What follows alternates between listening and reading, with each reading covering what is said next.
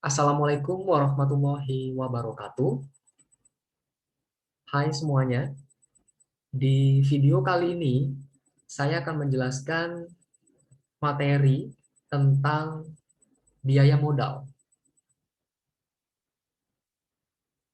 Adapun capaian pembelajaran yang perlu dikuasai oleh mahasiswa adalah mahasiswa bisa memahami konsep biaya modal itu sendiri, beserta nanti bisa menghitung biaya modal baik secara individual ataupun biaya modal secara keseluruhan.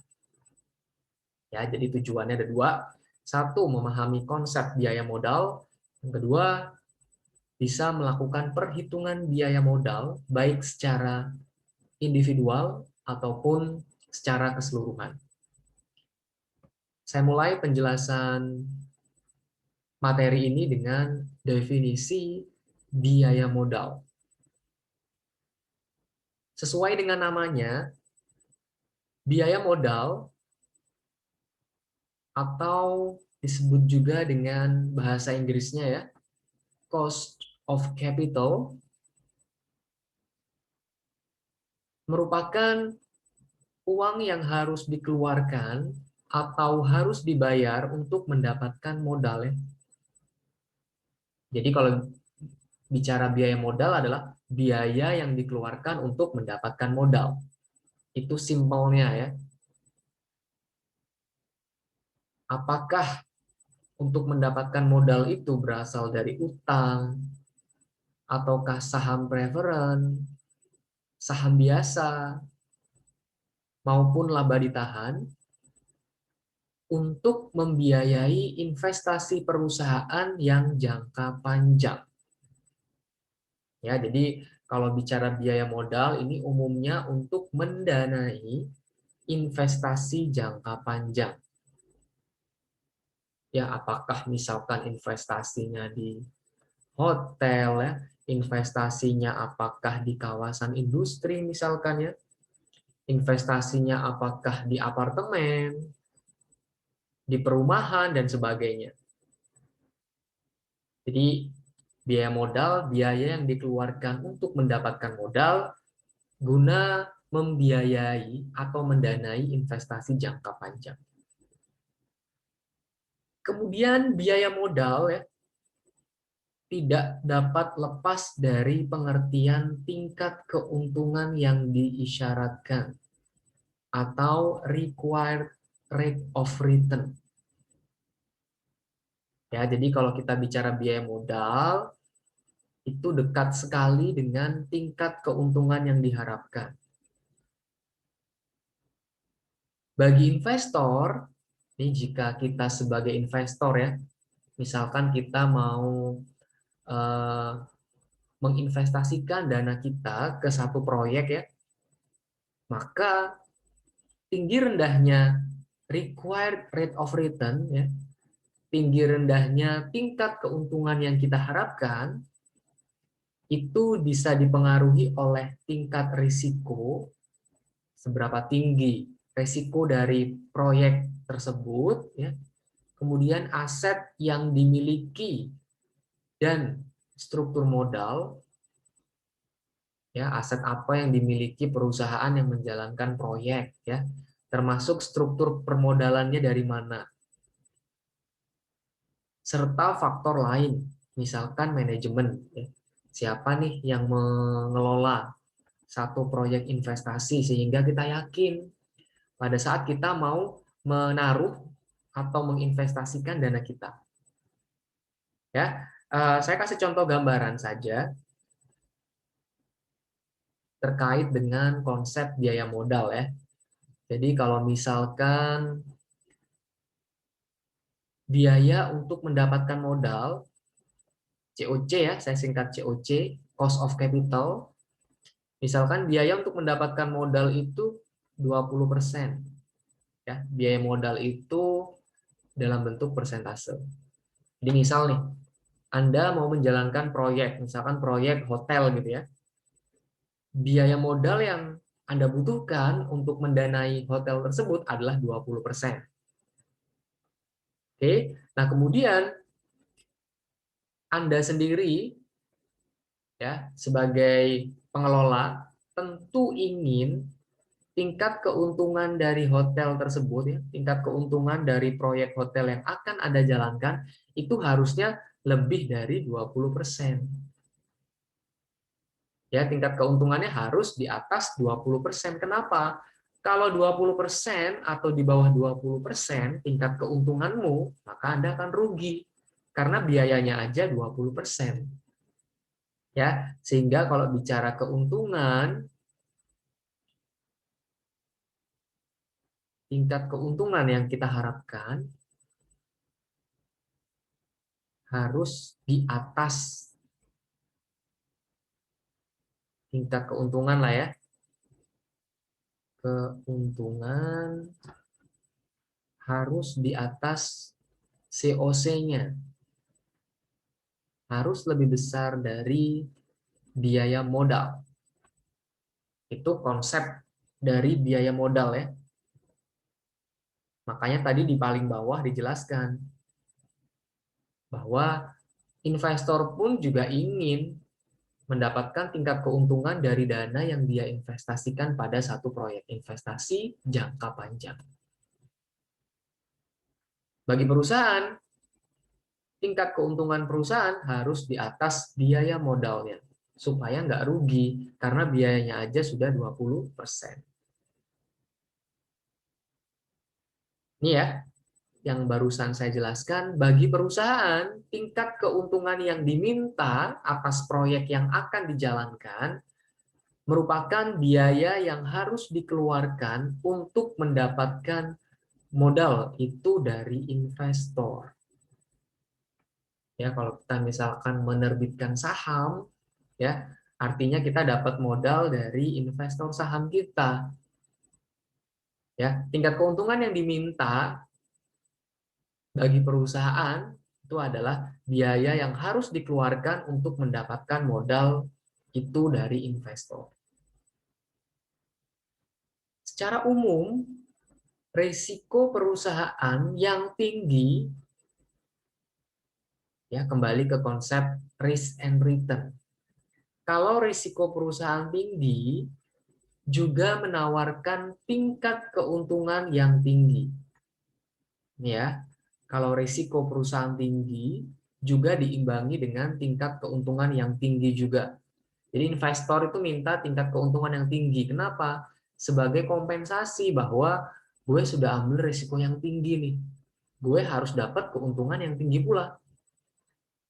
Kalau hal itu terjadi, biaya modal pun juga akan tinggi. Ya, ini hubungan antara risiko perusahaan, tingkat keuntungan yang diminta investor, ataupun juga biaya modal ya. Jadi hubungannya linier atau searah. Risiko tinggi, keuntungan yang diminta investor juga tinggi, artinya apa? Biaya modal juga tinggi.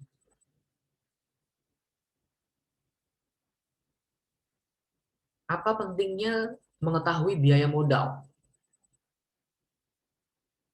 Yang pertama adalah untuk memaksimumkan nilai perusahaan. Ya, jadi kalau kita telah mengetahui berapa biaya modal yang akan kita butuhkan untuk mendanai suatu investasi, perusahaan akan mudah untuk memaksimumkan nilai perusahaannya. Ya, jadi kalau tahu biaya modal, perusahaan bisa memaksimumkan nilai perusahaannya. Tentunya melalui keuntungan yang diperoleh perusahaan melalui investasi jangka panjang. Kita ingat ya, investasi jangka panjang. Yang kedua, perlunya mengetahui biaya modal adalah manajer keuangan bisa mengestimasi biaya modal yang diperlukan untuk rencana investasi jangka panjang. Ini yang barusan tadi saya jelaskan ya, menyinggung yang pertama tadi, bahwa dengan mengetahui biaya modal, manajer keuangan itu bisa lebih paham bisa mengestimasi, bisa memperkirakan berapa modal yang dibutuhkan untuk rencana investasi jangka panjang. Karena ingat ya, investasi jangka panjang itu punya risiko. Kenapa? Karena untuk membangun proyek itu juga butuh waktu lama, ya. Kemudian kalau proyek itu sudah jadi, misalkan bangunannya kan tidak langsung perusahaan untung ya. Ada tahapan bagaimana perusahaan itu memulai proses operasional yang pertama, misalkan di tahun pertama, yang belum tentu perusahaan langsung untung gitu kan. Sehingga perlu kalkulasi, perlu perhitungan yang mantap kalau perusahaan itu bicara investasi jangka panjang. Salah satu yang perlu dipertimbangkan juga adalah biaya modalnya seberapa besar yang diperlukan oleh perusahaan. Yang ketiga, sebagai pembuatan keputusan lain ya, berhubungan dengan biaya modal, misalkan leasing, penambahan modal kerja, dan lain-lain. Misalkan terkait leasing ya, misalkan saya beri contoh perusahaan bis. Nah, misalkan perusahaan bis ya biasanya setiap menjelang Idul Fitri banyak permintaan orang Jakarta akan pulang kampung ya. Yang pulang kampungnya itu nggak jauh-jauh dari Jakarta. Permintaannya melonjak. Ah, pulang kampung nih Lebaran gitu kan. Nah, perusahaan bis akan dihadapkan dengan keputusan leasing ini ya, sewa. Jadi dihadapkan dengan apakah untuk memenuhi kebutuhan permintaan penumpang bis yang melonjak saat Lebaran, ada dua pilihan ya. Apakah perusahaan sewa bis atau perusahaan membeli bis baru dengan pinjam ke bank misalnya. Nah, itu dihadapkan dengan dua pilihan ini. Itu pun berkaitan dengan biaya modalnya. Apakah perusahaan bis tadi harus sewa bis saja ya, karena kan musiman ya, permintaan lonjakan orang pulang kampung itu kan pada saat Lebaran saja mungkin yang paling tinggi terjadi. Atau alternatif kedua, perusahaan membeli bis yang baru dengan pinjam ke bank. Nah, itu juga berkaitan dengan biaya modal. Apakah sewa atau beli bis yang baru? Nah, itu penting sekali memahami konsep biaya modal.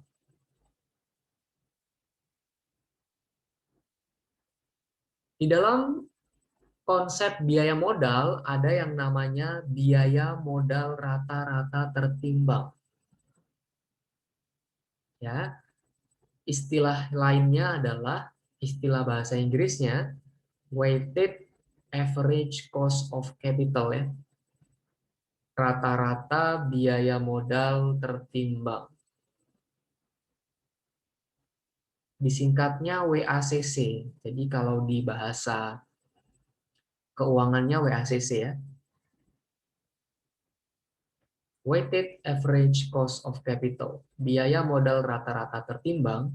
WACC pun disebut sebagai biaya penggunaan modal secara keseluruhan ya, atau overall cost of capital. Perhatikan konsep atau poin yang kedua.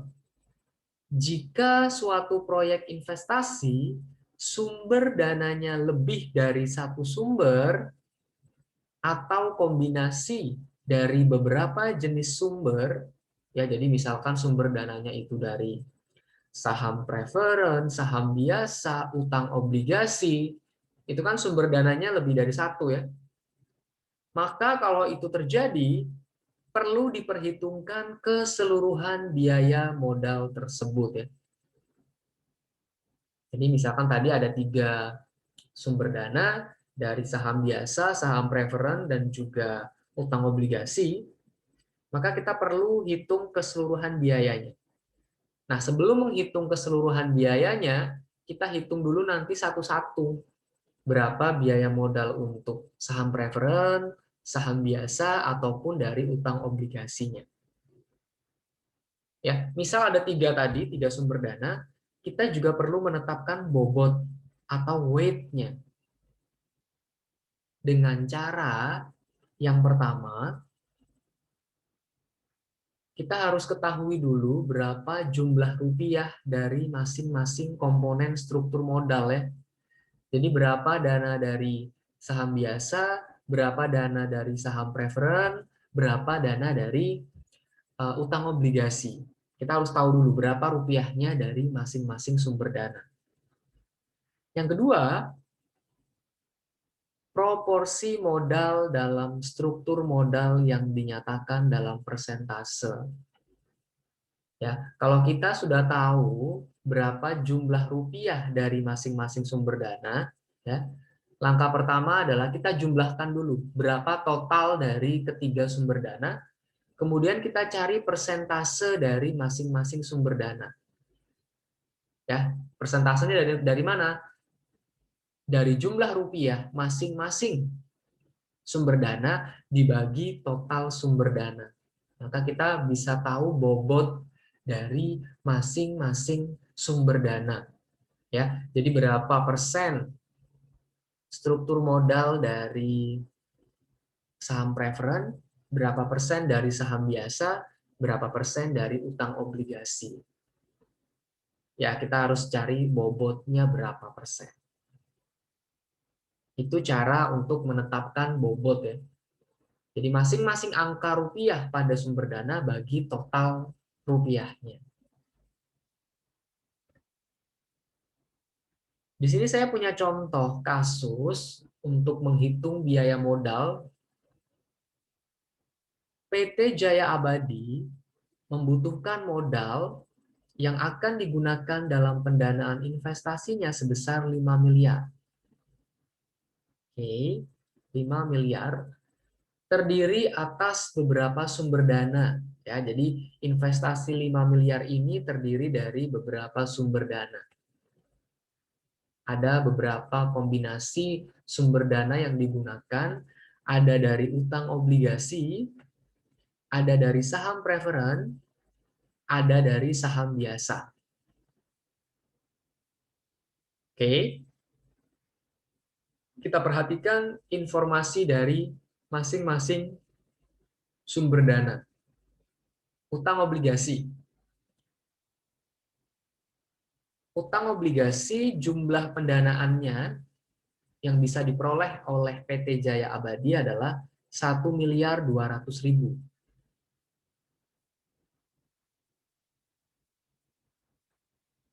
Dengan nilai nominal 800.000 per lembar ya. Nilai nominalnya 800.000 per lembar. Bunga obligasinya adalah 20% per tahun. Jangka waktu obligasinya 10 tahun. Harga jual obligasinya 475.000 per lembar. Tingkat pajaknya 30%. Oke, kita perlu garis bawah ini informasi-informasi penting ya pada utang obligasi.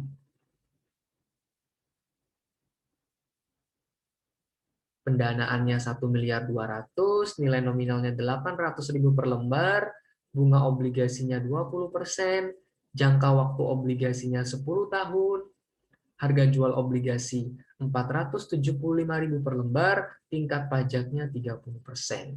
Itu informasi dari sumber dana yang berasal dari utang obligasi. Sekarang kita beralih ke yang kedua, saham preferen. Saham preferen pendanaannya adalah 800 juta rupiah. Harga jual saham preferen 33.000 per lembar dengan dividen sebesar 5.000 rupiah. Itu informasi dari saham preferen. Kita ke saham biasa. Jumlah pendanaan berasal dari saham biasa adalah 3 miliar. Harga jualnya 25.000, dividennya 3.500 rupiah, per lembar dengan pertumbuhan dividen 5%. Nah, yang saya garis merah ya, itu adalah informasi angka yang perlu kita perhatikan di dalam soal ini ya. Selain tadi kita tahu bahwa investasi dari PT Jaya Abadi adalah 5 miliar.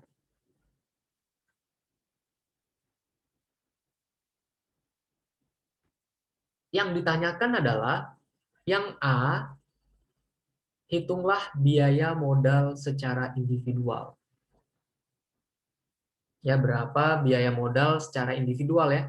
Berapa biaya modal utang obligasi, berapa biaya modal dari saham preferen, berapa biaya modal dari saham biasa.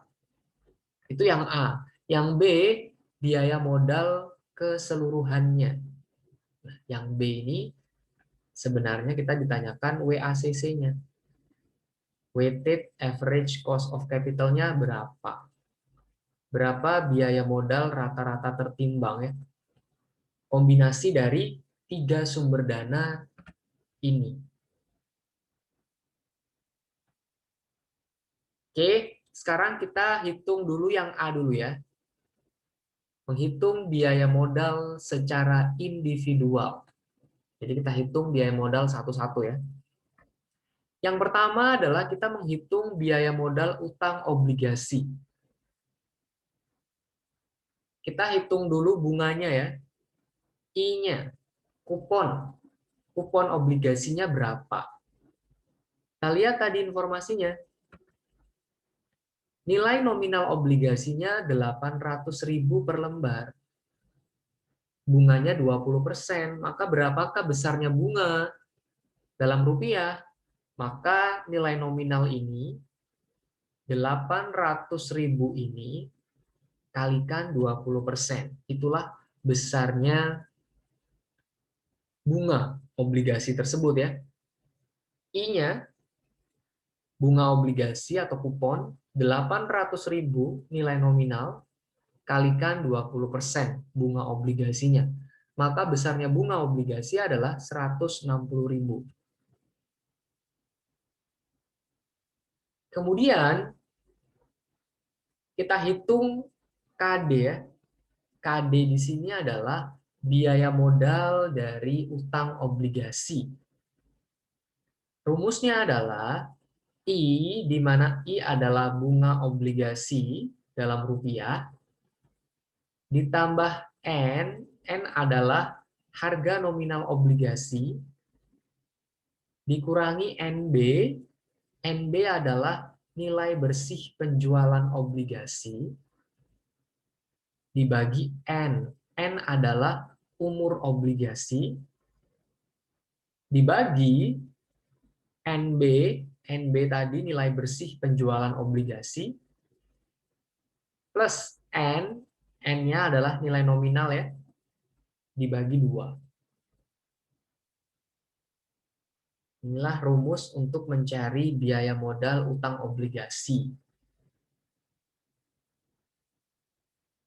Kita lihat tadi informasinya, mana yang N, mana yang NB, mana yang N, yang I sudah ketemu ya, bunga obligasinya di sini, 160.000.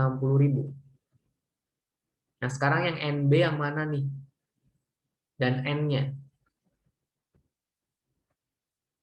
NB-nya, nilai bersih dari penjualan obligasi adalah 475.000. Di sini ya. Ini NB-nya. Kemudian N kecil tadi, umur obligasinya 10 tahun ya. Kemudian nanti ada pajak 30% ya. Nanti di belakang nih kita harus kurangi dengan pajak ya. Oke, maka kita bisa hitung rumus ini. Berapa besarnya KD? Ya, tingkat bunganya 160.000. Oke. Kemudian N dikurangi NB. N-nya adalah 800.000 dikurangi NB. NB di soal adalah 475.000 dibagi umur obligasinya 10 tahun dibagi Ini adalah NB, nilai bersih penjualan obligasi ya, 475.000 ditambah 800.000, ini adalah N-nya, nilai nominal, dibagi 2.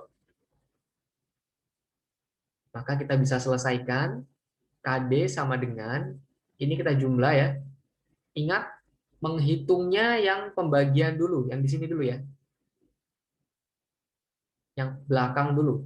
800.000 dikurangi 475.000 dibagi 10, tambahkan 160.000, hasilnya 192.500.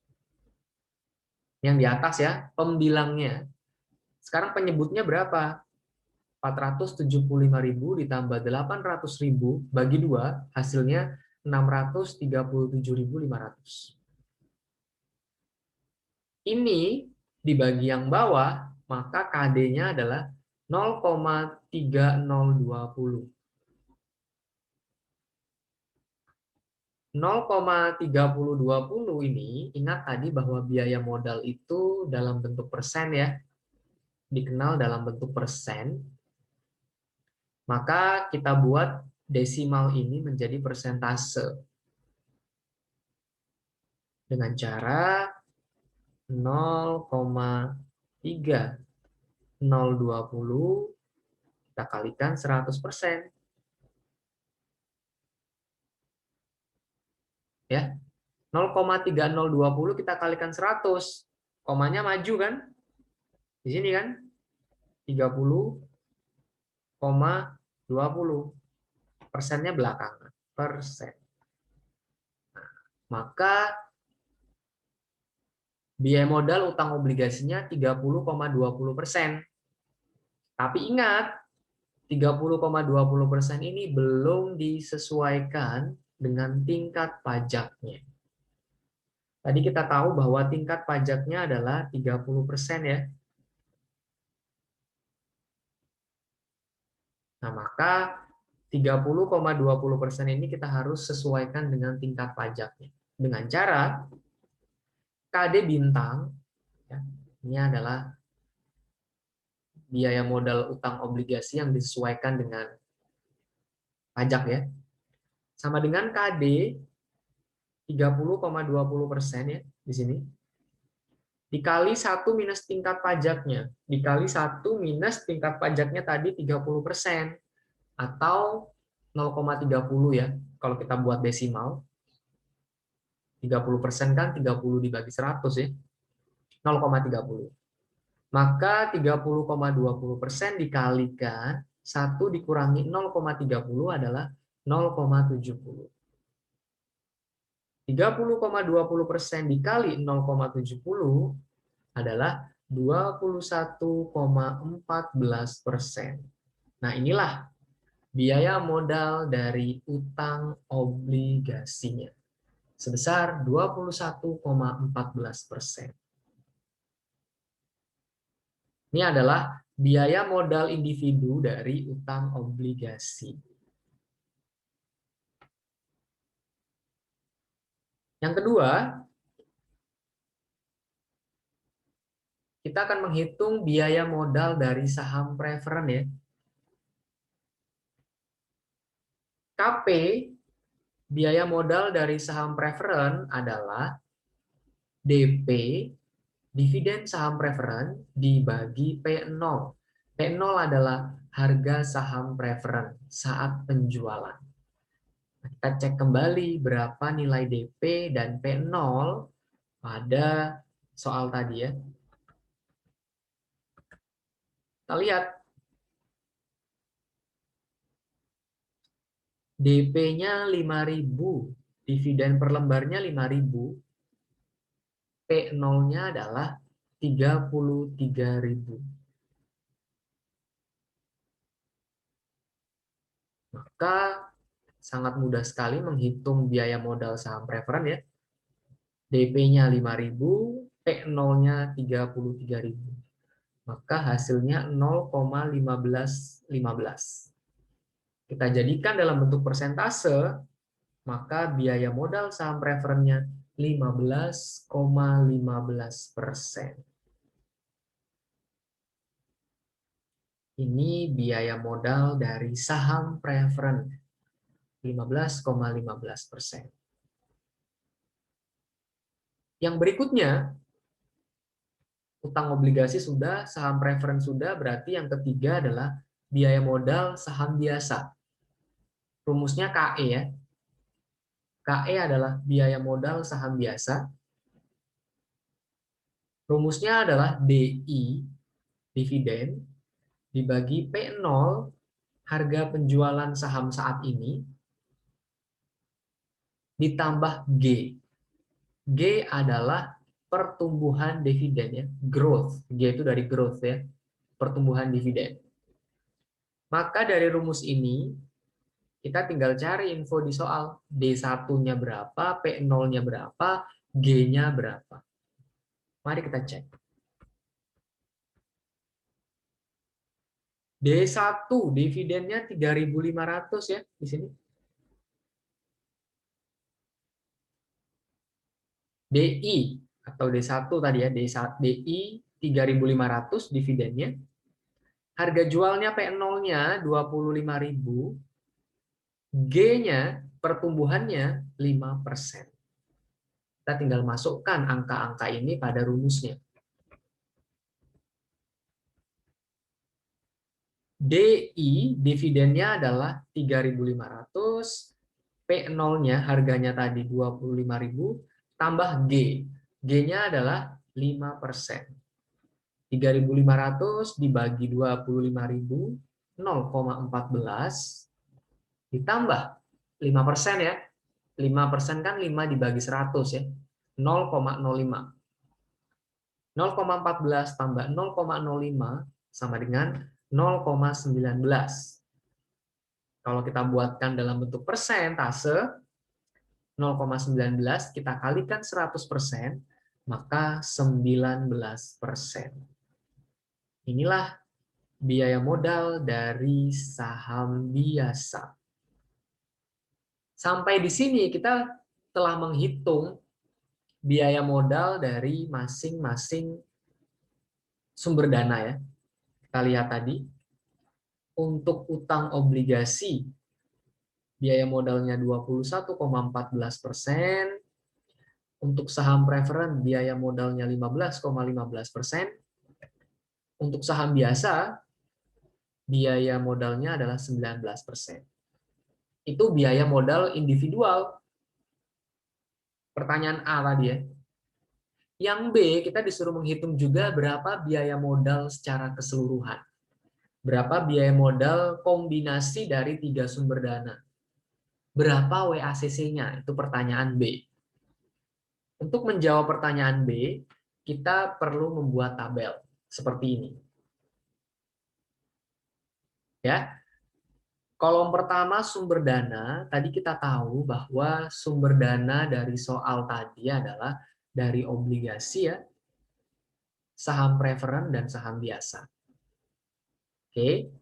Jumlah dana, kolom yang kedua, jumlah dana di soal tadi untuk obligasi 1.200.000.000, dari saham preferen 800 juta, dari saham biasa 3 miliar. Langkah pertama yang bisa kita lakukan adalah kita jumlahkan sumber dana ini ya, sesuai dengan soal tadi, bahwa jumlah dana yang dibutuhkan untuk investasi adalah 5 miliar. Nanti cek kembali di soal ya. 5 miliar. Nah, kalau kita sudah tahu bahwa masing-masing sumber dana sudah ketahui jumlah investasinya atau jumlah dana yang dibutuhkan 5 miliar, maka kita bisa membuat proporsinya atau bobotnya di kolom ketiga ya. Dengan cara, berapakah bobot obligasi ya? Bobot obligasi 24% ini didapatkan dari 1.200.000.000 dibagi 5 miliar. Kalikan 100%. Hasilnya 24%.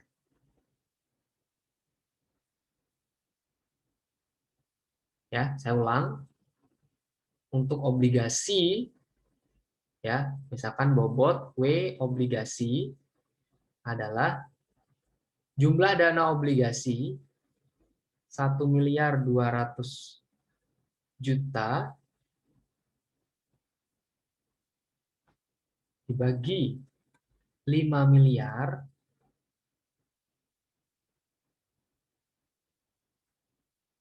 kemudian kalikan 100%.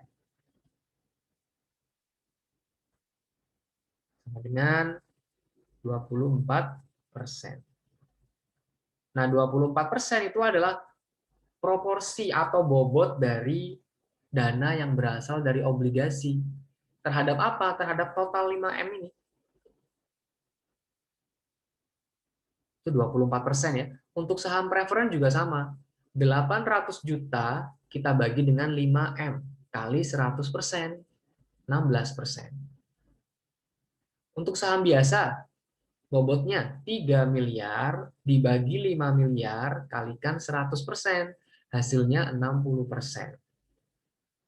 Untuk mengecek perhitunganmu benar atau salah, 3 angka ini dijumlah hasilnya harus 100%.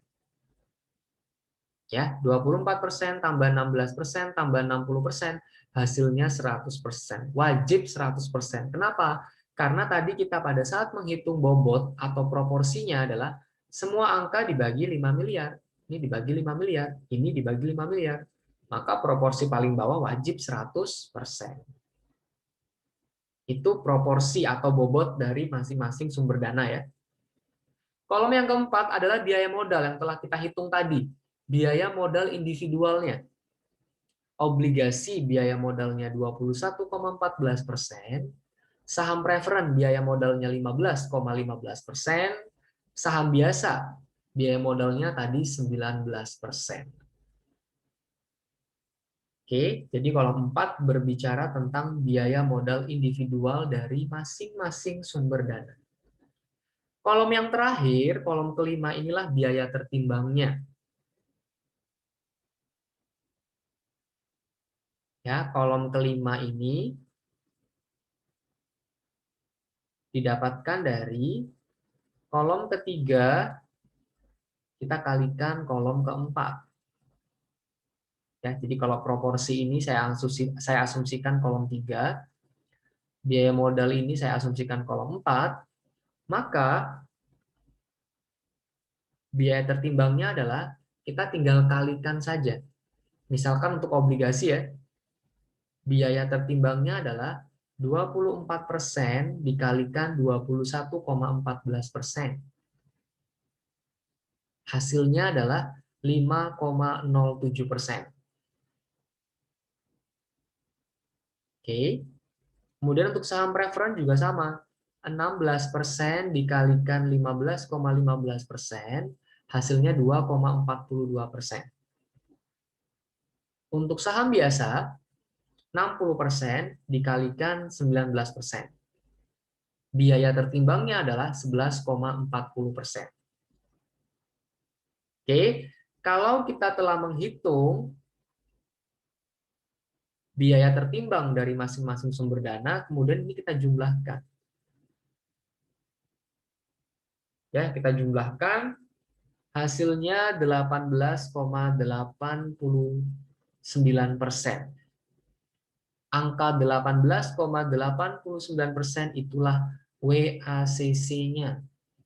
Biaya modal keseluruhan atau biaya modal rata-rata tertimbangnya dari 3 sumber dana ini. Itulah jawaban untuk B. Kalau disuruh menghitung biaya modal keseluruhan atau biaya modal rata-rata tertimbang atau WACC-nya. Oke, saya sarankan nanti berlatih di kalkulator ya, terutama menghitung 24% kalikan 21,14% nih. Hati-hati ya, karena persen kali persen, berarti per 10.000 nanti hasil kalinya. Terus kemudian nanti Anda tetap harus membuatnya dalam persentase. Ya, silakan berlatih di rumah ya. 24% kalikan 21,14%, hasilnya 5,07%. Silakan nanti coba dipraktekkan menggunakan kalkulator ya. Begitu juga untuk angka-angka yang lain. Supaya tidak salah dalam menghitung biaya tertimbang dari masing-masing sumber dana.